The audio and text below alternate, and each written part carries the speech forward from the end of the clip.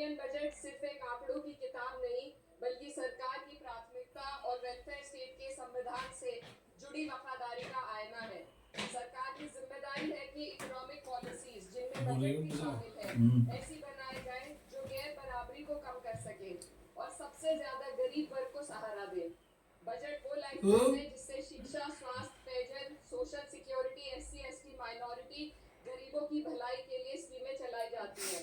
मगर ये बजट को देखकर महसूस होता है कि ये भविष्य के निर्माण से ज्यादा हेडलाइन बटोरने का एक दस्तावेज है। इससे सबसे ज्यादा प्रभावित होने वाली वही लोग पीछे छूट रहे हैं जिन्हें सरकार के सहारे की सबसे ज्यादा जरूरत थी।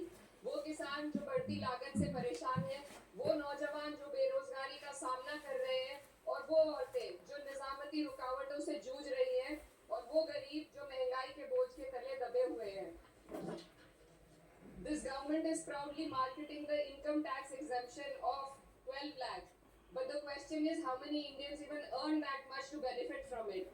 Only 2.2% of Indian population pays direct taxes, whereas no relief has been given in regards to indirect taxes, the burden of which falls on everyone, especially the poor and weaker section of the society.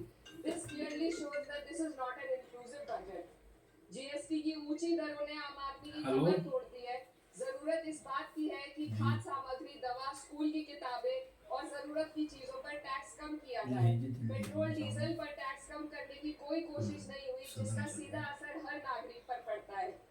Article 41 कहता है कि सरकार को ये कोशिश करनी चाहिए कि वो अपनी इकोनॉमिक हालात और रिसोर्सेज के हिसाब से लोगों को रोजगार दे। इस बजट ने बेरोजगारी दूर करने की दिशा में कोई ठोस उपाय नहीं दिया है। नई नौकरियों की बात तो छोड़िए, जो पहले से थी वो भी खत्म होती जा रही है। स्किल डेवलपमेंट प्रोग्राम के नाम पर करोड़ों खर्च किए जा रहे हैं, मगर सवाल ये है कि ट्रेनिंग लेने के बाद कितने नौजवानों को असल में नौकरी मिल रही है। सरकार के पास इसका भी कोई आंकड़ा नहीं है। सरकारी विभागों में लाखों पद खाली है, मगर भर्ती का कोई प्लान नहीं है।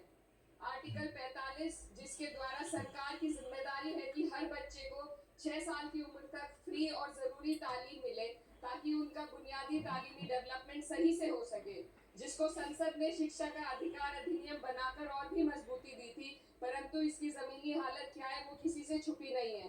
नगरीय क्षेत्रों में सरकारी स्कूलों में शिक्षक न होने की वजह से स्कूल बंद हो रहे हैं तथा दूरस्थ ग्रामीण क्षेत्र के स्कूलों में टीचर ही नहीं पहुंच पा रहे हैं।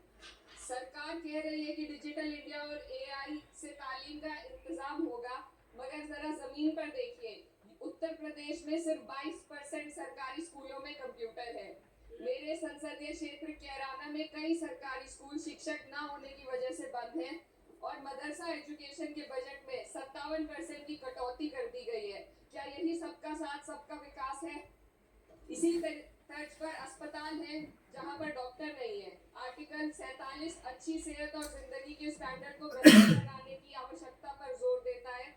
राज्य की जिम्मेदारी है कि लोगों की सेहत और उनके वेलबींग को बेहतर करने के लिए जरूरी कदम उठाए, लेकिन हकीकत यह है कि इस बजट का सिर्फ 2% ही आम जनता तक पहुंच पाता है। शामली जिले में 84 डॉक्टर की पोस्ट स्वीकृत है, मगर सिर्फ 29 डॉक्टर काम कर रहे हैं और गायनोकोलॉजिस्ट मात्र एक है। दवाइयों की कीमतें बढ़ती जा रही है, मगर गरीबों के लिए कोई राहत नहीं है। सरकार ने महिलाओं के लिए बजट बढ़ाने का दावा किया, मगर 81% इसका बजट सिर्फ पोषण योजनाओं में डाला गया है। महिलाओं के रोजगार, उनके इकोनॉमिक इंडिपेंडेंस और सुरक्षा के लिए कोई ठोस योजना नहीं बनाई है। बेटी बचाओ बेटी पढ़ाओ का बजट घटा दिया गया, जिससे साफ है कि ये सिर्फ नारेबाजी थी और कुछ नहीं। किसानों की बदहाली हम सबके सामने है, लगातार चलती आ रही है। 2016 में कहा गया था कि 2022 तक किसानों की आमदनी दोगुनी होगी, मगर 2025 आ गया और एमएसपी पर कोई ठोस गारंटी आज भी दी नहीं गई है। गन्ना किसानों का बकाया अब तक नहीं मिल पा रहा है, और तो और उत्तर प्रदेश में अभी तक गन्ना मूल्य भी तय नहीं किया गया है। डीएपी, यूरिया और खाद की कमी से परेशान किसान आज भी सड़क पर प्रदर्शन कर रहे हैं।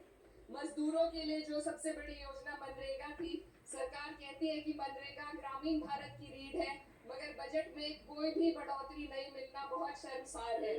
औसतन 44 दिन का ही रोजगार मिल रहा है, जबकि स्कीम 100 दिन की गारंटी की होती है। भारतीय रेलवे देश के लोगों की जीवन रेखा है और इसी से यहाँ के लोगों की आर्थिक एवं सामाजिक जिंदगी चल रही है। देश के हर हिस्से को रेल कनेक्टिविटी से जोड़े जाना सरकार की कल्याणकारी नीति का हिस्सा है। मेरे संसदीय क्षेत्र कैराना के रेलवे से जुड़ी दो मांगे लंबे समय से लंबित है।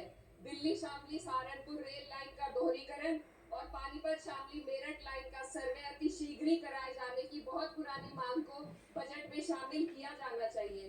देश भर में बिजली की दरें बेहद असमान है। उत्तर प्रदेश में ये दरें बहुत ज्यादा है। देश भर में एक समान बिजली दरें लागू करने का प्रावधान किया जाए। रिवैम्प योजना में हर घर तक बिजली पहुंचाने के लिए एंटी लाइन बनाने का प्रावधान भी जोड़ा जाए। कृषि उपकरणों व खाद डीएपी को जीएसटी से मुक्त किया जाए। किसानों की एमएसपी की मांग को पूरा करने के साथ साथ उत्तर प्रदेश के किसानों को गन्ना मूल्य निर्धारण पिछले वर्ष से बढ़ाकर किया जाना बेहद जरूरी है। जनपद शामली व मुजफ्फरनगर को एनसीआर में तो शामिल किया गया है, परंतु वहां पर कोई विकास नहीं हुआ तथा उसको कोई भी लाभ नहीं मिला है। वहाँ के लोग सिर्फ प्रदूषण के बाध्यकारी नियमों से परेशान हैं, इसलिए दोनों जनपदों को एनसीआर की सीमा से बाहर किया जाना चाहिए। मेरे संसदीय क्षेत्र में मैं कुछ चीजें बजट स्पीच में ऐड करना चाहती हूँ। एक, ट्रॉमा सेंटर और जिला अस्पताल के अपग्रेडेशन की भी मांग है। जनपद शामली और सहारनपुर में एक महिला डिग्री कॉलेज खोला जाए। कैराना में यमुना नदी के घाट पर सौंदर्य कार्य का भी कार्य जोड़ा जाए। जनपद शामली में टेक्सटाइल पार्क की स्थापना की जाए और जो संसद निधि है सांसदों को केवल 5 करोड़ रुपए दिए जाते हैं और एमएलए उत्तर प्रदेश के एमएलए को भी 5 करोड़ दिए जाते हैं। हमारी मांग है या तो इसे बढ़ाकर 25 करोड़ किया जाए या फिर सिरे से खारिज किया जाए। The union budget was an opportunity to address the pressing. Sir, just 1 minute. Please, 2 more speakers are in your party. Sir, just 1 minute. Pressing concern of India's citizen, rising unemployment, soaring inflation, crumbling public services, and deepening rural distress. Yet, instead of offering real solution, the government has focused on optics and half measures. While tax relief for the middle class is welcome, it does nothing for the millions who earn too little to benefit from it. Education remains underfunded, rural employment stagnates, and farmers continue to struggle without meaningful support. The delays in conducting the census and caste census further exposes the government's disregard for data-driven policy making and social justice. India needs a budget that prioritizes its people, not just its economic headlines. A budget that invests in human capital, strengthens social security, and ensures